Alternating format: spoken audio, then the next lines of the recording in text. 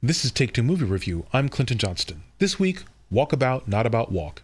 In this week's film, the first shot we see of adult Maxxine Minx has her walking towards us, moving in and out of the dark and the light. Here, we get two things immediately. One, that's her in this movie and that's her background, which some of you know. Maxxine is T. West's third film following this character, always played by Mia Goth, and people are saying horror trilogy, but I don't get Maxxine as a horror film. It's got some of the look and some cheesy camp gore, maybe a reference to horror in the 80s in which the film is set, but I didn't feel like West was trying to scare me in Maxxine.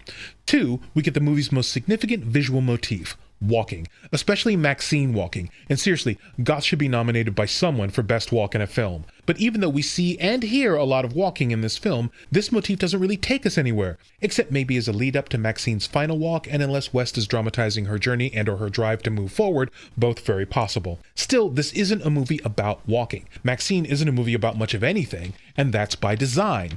In his interview with Lou Thomas of the British Film Institute, West says of messages in movies, "I don't really sit down and do that. There may be people that will extrapolate whatever they want from the movie, and that's subjective. But I think if you sit down and try to do that, then in my opinion, you're adding a sense of propaganda to the creative experience. Maybe you agree with all the propaganda, but it pollutes the experience. If it's subconsciously in there, if it's in the subtext or people are taking that from it, great. That's what art seems to do for people. But if you sit down and you try to go, I have a message and I'm going to just disguise it in a movie, it's a different process," which is definitely the least shallow reason I've heard for not putting any meaning into your movie, which you obviously care about and have taken a lot of time, talent, and effort to get right.